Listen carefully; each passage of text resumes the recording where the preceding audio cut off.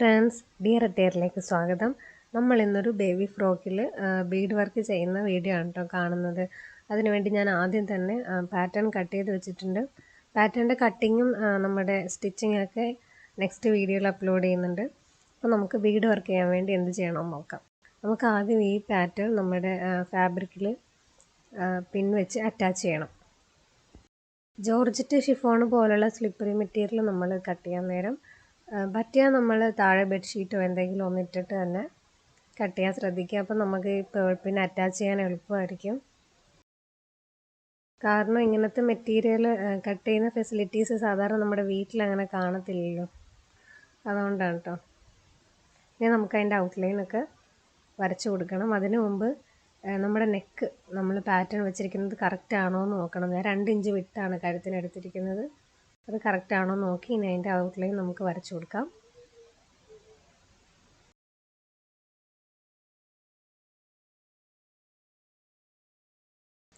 പാറ്റേണിൻ്റെ ഒരു സൈഡിൽ മാത്രമേ ഞാൻ ഫ്രണ്ട് ആം ഹോൾ കട്ട് ചെയ്തിട്ടുള്ളൂ.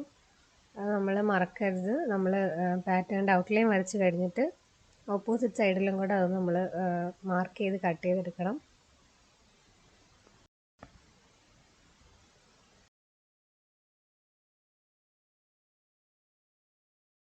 കറക്റ്റായിട്ട് അതിൻ്റെ ഔട്ട്ലൈനിൽ കൂടെ തന്നെ വരയ്ക്കുക. ഈ സ്ലിപ്പറി മെറ്റീരിയൽസ് ഒക്കെ നമ്മൾ കട്ട് ചെയ്യാൻ നേരം മാക്സിമം അതിൻ്റെ അലൈൻമെൻറ്റ് നമ്മൾ ശ്രദ്ധിക്കണം. അതല്ലെങ്കിൽ നമ്മൾ ഹെമ്മൊക്കെ ചെയ്യാൻ നേരം മെസ്സി ആവും.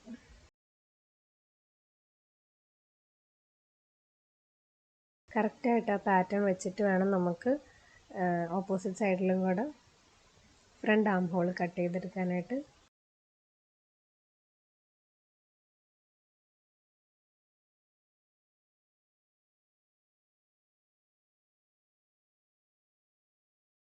ഇനി നമുക്ക് പാറ്റേൺ മാറ്റി വയ്ക്കാം. പാറ്റേൺ കളയണ്ട കേട്ടോ. നമുക്ക് ഒരു തവണ ചെയ്ത് കഴിഞ്ഞാൽ പിന്നെ എപ്പോഴും നമുക്ക് പുതിയതായിട്ട് മെഷർമെൻറ്റ്സ് എടുക്കേണ്ട, അത് വെച്ച് തന്നെ കട്ട് ചെയ്താൽ മതിയല്ലോ.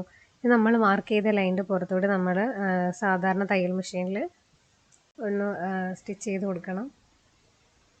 കാരണം ജോർജറ്റ് നെറ്റ് പോലെയുള്ള ഫാബ്രിക്സിലൊക്കെ നമ്മൾ മാർക്ക് ചെയ്താലും കുറച്ച് കഴിയുമ്പോൾ അതങ്ങ് ഫെയ്ഡായി പോകും. പിന്നെ നമുക്ക് തന്നെ ഒരു കൺഫ്യൂഷനാവും.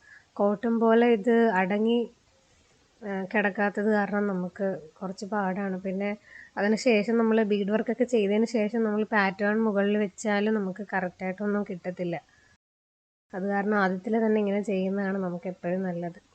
കോട്ടൺ ആണെങ്കിൽ കുഴപ്പമൊന്നുമില്ല. അപ്പോൾ ഞാനത് വരച്ചെടുത്തിട്ടുണ്ട്. ഇനി നമുക്ക് എത്ര ഇഞ്ചാണോ വേണ്ടത്, ഞാൻ 2 ഇഞ്ച് സീം അലവൻസ് എടുത്തിട്ടുണ്ട്. അപ്പോൾ അത് മാർക്ക് ചെയ്തിട്ട് അതല്ലാത്ത ഏരിയയിൽ വേണം നമുക്ക് ബീഡ് വർക്ക് ചെയ്യാനായിട്ട്. ആം ഹോളിനും കഴുത്തിൽ നിന്നൊക്കെ ഞാനൊരു 1/4 ഇഞ്ച് വീതം മാർക്ക് ചെയ്ത് ഇടുന്നുണ്ട്. അത് നമുക്ക് സ്റ്റിച്ച് ചെയ്ത് പതിച്ചടിക്കാനായിട്ടുള്ള ഏരിയയാണ്. അവിടെ നമുക്ക് ബീഡ് വർക്ക് പിടിപ്പിക്കാൻ പാടില്ല. സീം അലവൻസ് ഒക്കെ നമ്മൾ കറക്റ്റായിട്ട് തന്നെ മാർക്ക് ചെയ്ത് ആദ്യം തന്നെ വയ്ക്കുക. കാരണം നമ്മൾ റൗണ്ട് ഹൂപ്പിലിട്ട് കഴിഞ്ഞാൽ ഇതിൻ്റെ കാണാൻ നേരം ഇത് കറക്റ്റ് അലൈൻമെൻറ്റ് അല്ലാത്ത പോലെ നമുക്ക് തോന്നും. സ്ക്വയറിലായിട്ടുള്ള എംബ്രോയ്ഡറി ഫ്രെയിമിലിടുന്ന പോലെ അല്ല ഇത്. അപ്പോൾ എപ്പോഴും നമ്മളിങ്ങനെ ഫ്രെയിമിലിടുന്നതിന് മുമ്പ് തന്നെ കറക്റ്റായിട്ട് മാർക്ക് ചെയ്ത് വെക്കാൻ ശ്രദ്ധിക്കണം. ഞാനിത് മെറ്റീരിയൽസ് ആണ് കേട്ടോ കാണിക്കുന്നത്. വൈറ്റ് ബീഡ്സിൻ്റെ തന്നെ 2 സൈസ്, ഒരു മീഡിയം വലുത് പിന്നെ അതിൻ്റെ ചെറുത്. പിന്നെ ക്യാപ് സ്റ്റോൺസ്, സിൽവർ കളറിലെ ക്യാപ് സ്റ്റോൺസ്.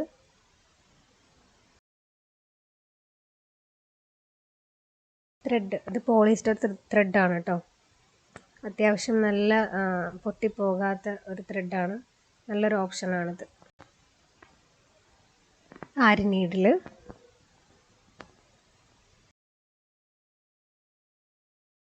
സാധാ നമ്മുടെ സൂചി, സർദോസിയൊക്കെ തയ്ക്കുന്ന ചെറിയ സൂചി.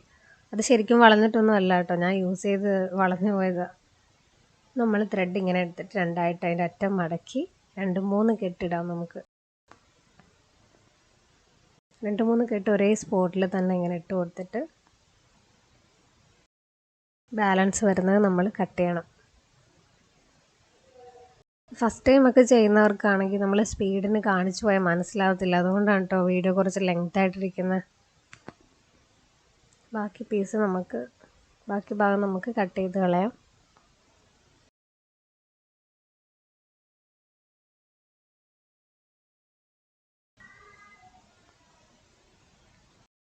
ആരി വർക്ക് ചെയ്യുമ്പോഴത്തേക്കും അറിയാവുന്നവർക്കല്ല, അറിയാത്തവർക്ക് വേണ്ടിയിട്ടാണ് പറയുന്നത്. നമ്മൾ ത്രെഡ് നമ്മുടെ ഫ്രെയിമിൻ്റെ താഴെ വെച്ചിട്ട് നമ്മൾ നോട്ടിട്ട ഭാഗം ഉണ്ടല്ലോ, അതെപ്പോഴും നമ്മുടെ ഇടത് കൈയിൽ പിടിക്കുക. അപ്പം നമ്മുടെ ഇടത് കൈ എപ്പോഴും നമ്മുടെ ഫ്രെയിമിന് താഴെ ആയിരിക്കും കേട്ടോ. അപ്പം ഞാൻ ചെയ്യേണ്ട ബീഡ്സൊക്കെ ആവശ്യത്തിന് കട്ട് ചെയ്തൊക്കെ എടുത്തിട്ടുണ്ട്. അപ്പോൾ നമ്മൾ ഇടത് കൈയിൽ അതിൻ്റെ ആ നോട്ടുള്ള ഭാഗം പിടിച്ചിട്ട് നമ്മുടെ റൈറ്റ് ഹാൻഡ് വെച്ച് നീഡിൽ താഴ്ത്തി നമ്മുടെ നീഡിലേക്കൊന്ന് ചുറ്റിയിട്ട് അത് പൊക്കിയെടുത്ത് ബീഡ് പിടിപ്പിക്കുക. ഇതിപ്പോൾ ഞാനിപ്പോൾ ചെയ്യുന്ന ഭാഗത്ത് സൂം ആയില്ലായിരുന്നു, അതുകൊണ്ട് ഞാൻ ഡീറ്റെയിൽ ആയിട്ട് കാണിക്കുന്നുണ്ട് കേട്ടോ.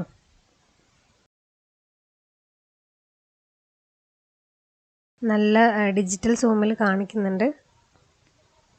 ഈ സമയത്ത് എനിക്ക് പെട്ടെന്ന് സൂം ചെയ്യാൻ പറ്റിയില്ല, അതുകൊണ്ടാണ് കേട്ടോ.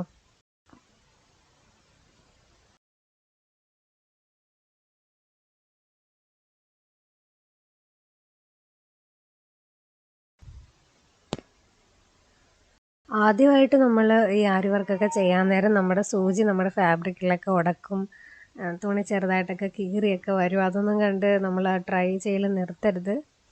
എല്ലാവർക്കും അങ്ങനെ തന്നെയാണ്. ആദ്യത്തിൽ നമ്മളത് ചെയ്ത് തന്നെ അത് ശീലമാക്കാൻ പറ്റത്തുള്ളൂ. നമുക്ക് കണ്ടൊരിക്കലും അങ്ങനെ പഠിക്കാൻ പറ്റത്തില്ല. ചെയ്യണമെന്ന് താല്പര്യമുള്ളവർ ശരിക്കും നീഡിൽ ഇപ്പോൾ എല്ലാ സ്ഥലത്തും അവൈലബിൾ ആണല്ലോ, അത് വാങ്ങിച്ചിട്ട് അതിനുവേണ്ടി മാത്രം ഒന്നിരുന്ന് ശ്രമിക്കുക. അപ്പം നടക്കാത്ത കാര്യമൊന്നുമല്ല.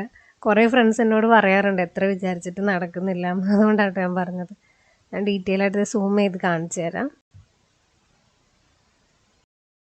താഴത്തുനിന്ന് ആ സൂചിയിലേക്ക് നമ്മൾ കറക്കി, ഒരുപാട് ശക്തിക്ക് നമ്മൾ നീഡിൽ പിടിക്കരുത്. പതിയെ തന്നെ നമ്മൾ മുകളിലോട്ട് വലിച്ചെടുത്താൽ മതി. അതിൽ ബീഡ് നമ്മൾ കോർത്തിട്ട് അതിലേക്ക് ബീഡിട്ട് കൊടുക്കണം. എന്നിട്ട് കുത്തി നെക്സ്റ്റ് ലൂപ്പ് എടുക്കണം. ആ ലൂപ്പ് ഒരു ഇച്ചിരി നീട്ടിയിടണം. രണ്ടാമത് വേറൊരു ലൂപ്പും കൂടെ എടുത്തിട്ട് രണ്ടാമതെടുത്ത ലൂപ്പിൻ്റെ ഉള്ളിൽ കൂടി നമ്മൾ ആദ്യം എടുത്ത ലൂപ്പ് വലിക്കണം. അപ്പം ഞാനെപ്പോഴും ബീഡ് വർക്ക് ചെയ്യാൻ നേരം 2 വട്ടം നോട്ട് ഇടാറുണ്ട്. കാരണം ഒരു സേഫ്റ്റിക്ക് വേണ്ടി, അത് വിട്ടുപോകാതിരിക്കാൻ വേണ്ടിയിട്ടാണ് കേട്ടോ. സെയിം മെത്തേഡിൽ തന്നെ 2 തവണ നോട്ടിട്ട് കൊടുത്താൽ മതി.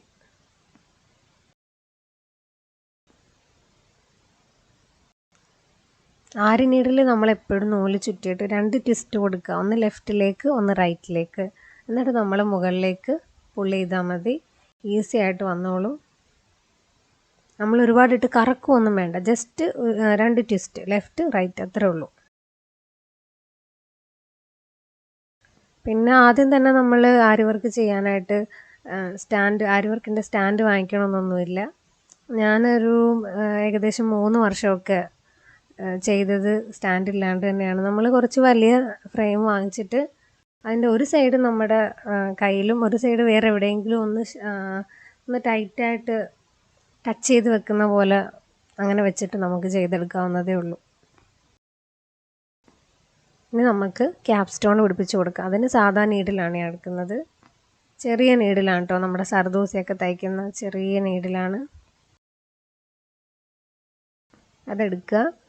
ക്യാപ് സ്റ്റോണിൻ്റെ താഴെ അതിൻ്റെ ഹോൾസ് ഉണ്ട്, അതിൽ കൂടെ കോർത്ത് നമുക്ക് ഫാബ്രിക്കുമായിട്ട് പിടിപ്പിച്ച് കൊടുക്കാവുന്നതേ ഉള്ളൂ. 4 സൈഡിലും ഹോൾസ് ഉണ്ട് ക്യാപ് സ്റ്റോണിൻ്റെ. 4 സൈഡിലും ഓരോ സ്റ്റിച്ച് വീതം നമ്മൾ കൊടുത്താൽ മതി, സെക്യൂറായിട്ട് ഇരുന്നോളും.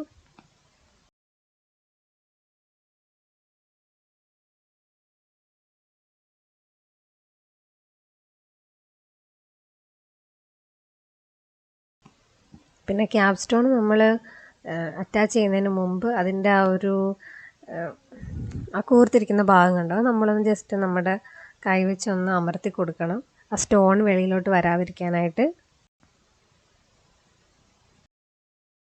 അങ്ങനെ പിടിപ്പിച്ച് കൊടുക്കുക. ഞാൻ ബീഡ്സ് പിടിപ്പിച്ചിരിക്കുന്നത് കറക്റ്റ് ഒരു മെഷർമെൻറ്റ്സ് ഒന്നും എടുത്തിട്ടില്ല. ഒരു ഏകദേശം ഒരു 1 ഇഞ്ച് ഒരു ഗ്യാപ്പിൽ വെറുതെ റാൻഡമായിട്ട് പിടിപ്പിച്ചിട്ടേ ഉള്ളൂ. അതുപോലെ തന്നെ നമുക്ക് സ്പേസ് തോന്നുന്ന സ്ഥലത്തൊക്കെ ക്യാപ് സ്റ്റോണും പിടിപ്പിച്ച് കൊടുക്കാം. പിന്നെ ഒരു ക്യാപ് സ്റ്റോൺ പിടിപ്പിച്ച് കഴിഞ്ഞ് രണ്ടാമത്തത് പിടിപ്പിക്കുമ്പോൾ നമ്മുടെ സാധാരണ സൂചി വെച്ചിട്ടാണെങ്കിലും അവിടെ ഒരു നോട്ട് നമ്മൾ ഇടണം. അതല്ലാന്നുണ്ടെങ്കിൽ അത് ഒരു ടൈറ്റ് ഇല്ലാതെ കിടക്കും. ഇപ്പോൾ ഇപ്പോൾ ഞാൻ കാണിച്ചു തരാം നോട്ട് ഇടുന്നത് എങ്ങനെയാണ്.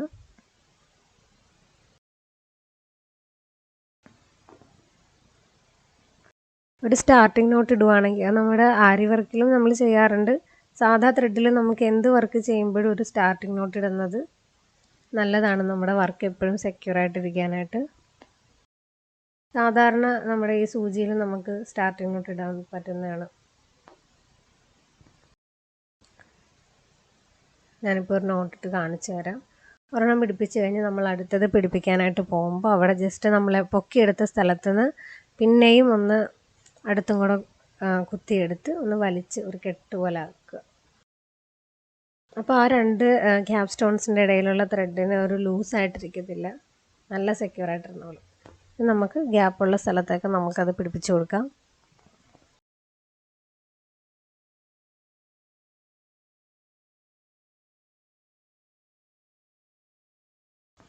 ഡീറ്റെയിൽ ആയിട്ട് ഞാൻ കാണിക്കുന്നുണ്ട് ബീഡ് പിടിപ്പിക്കുന്നത്. ചെറിയ ബീഡാണ് കേട്ടോ പിടിപ്പിക്കുന്നത്. ആദ്യം അതിൻ്റെ ത്രെഡ് പുള്ള് ചെയ്തെടുത്തു, അതിൽ ബീഡ്സ് ഇട്ട് ആദ്യത്തെ ലൂപ്പ് എടുത്തു. ആദ്യത്തെ ലൂപ്പിൻ്റെ ഉള്ളിൽ കൂടെ രണ്ടാമത്തെ ലൂപ്പ് എടുത്തിട്ട് ആ രണ്ടാമത്തെ ലൂപ്പിൻ്റെ ഉള്ളിൽ കൂടെ ആദ്യത്തെ ലൂപ്പ് കയറ്റി നമ്മൾ താഴത്തേക്ക് അമർത്തി വലിക്കണം കേട്ടോ.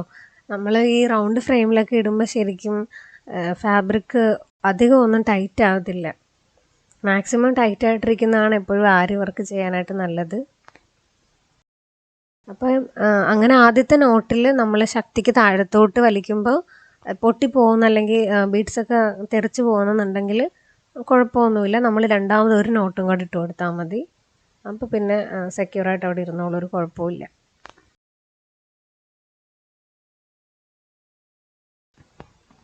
അപ്പോൾ ബിഗിനേഴ്സിന് മനസ്സിലാകാൻ വേണ്ടിയിട്ടാണ് ഇത്ര സ്ലോ ആയിട്ട് ഞാൻ കാണിക്കുന്നത്. അപ്പോൾ ബീഡ് കോർക്കുന്നത് എങ്ങനെയാണെന്ന് മനസ്സിലായല്ലോ. ഇനി ഇതുപോലെ നമ്മൾ ഈ രണ്ട് വലിയ ബീഡും പിന്നെ നമ്മുടെ ക്യാപ് സ്റ്റോൺസും പിടിച്ചതിൻ്റെ ബാക്കി ഗ്യാപ്പുള്ള സ്ഥലത്തൊക്കെ നമ്മുടെ ഈ ചെറിയ വൈറ്റ് ബീഡ്സ് പിടിപ്പിച്ച് കൊടുക്കാം.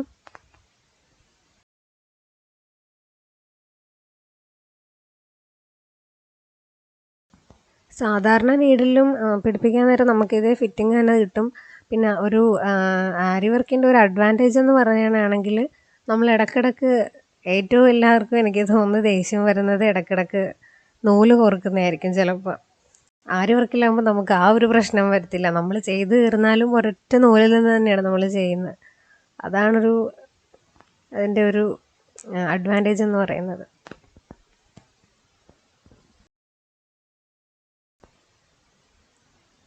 നമ്മൾ ഗ്യാപ്പൊക്കെ അങ്ങനെ ഫില്ല് ചെയ്ത് കൊടുക്കാം.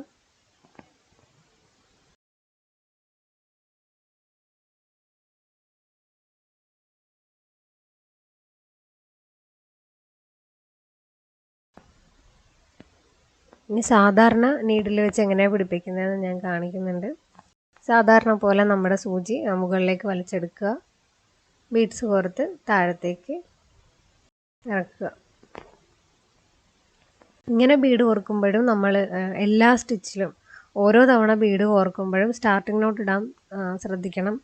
മിനിമം ഒരു ആദ്യം ഓരോന്നിനും വീതം ഇട്ടില്ലെങ്കിൽ ഒരു 2 അല്ലെങ്കിൽ മാക്സിമം ഒരു 3 ബീഡ് കോർത്ത് കഴിയുമ്പോഴെങ്കിലും നമ്മളൊരു സ്റ്റാർട്ടിംഗ് നോട്ട് ഇടണം.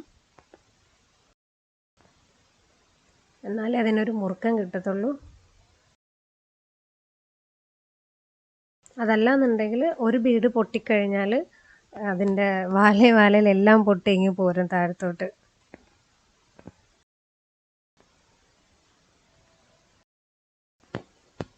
സാധാ നീഡിൽ വെച്ച് കുറച്ച് പിടിപ്പിച്ച് കൊടുക്കാം. ഇത് നിങ്ങളെ കാണിക്കാൻ വേണ്ടിയിട്ടാണ് കേട്ടോ സാധാരണ നീഡിൽ യൂസ് ചെയ്യുന്ന. ഇത് ശരിക്കും ട്യൂട്ടോറിയലിന് വേണ്ടി മാത്രം എടുത്തതല്ല, ശരിക്കും ഒരു ഓർഡർ തന്നെ. അതുകൊണ്ടാണ് ഞാൻ ബീഡ് പിടിപ്പിക്കുന്ന സ്ഥലത്തൊന്നും ഒരുപാട് മാർക്ക് ചെയ്യാത്തത്. നമ്മൾ ഫെയർ പീസിൽ തന്നെയാണ് ചെയ്യുന്നത്. അപ്പോൾ ആ മെറ്റീരിയൽ വെറുതെ ഒരുപാട് വരച്ച് മോശമാക്കണ്ടെന്ന് വിചാരിച്ചിട്ടാണ്. അത് ബിഗിനേഴ്സിന് ആർക്കെങ്കിലും തന്നെ കറക്റ്റായിട്ട് മാർക്ക് ചെയ്യണമെന്നുണ്ടെങ്കിൽ ഗ്യാപ്പ് ഉള്ളിടത്തൊക്കെ നിങ്ങൾക്ക് തന്നെ മാർക്ക് ചെയ്തിട്ട് ചെയ്യാവുന്നതേ ഉള്ളൂ.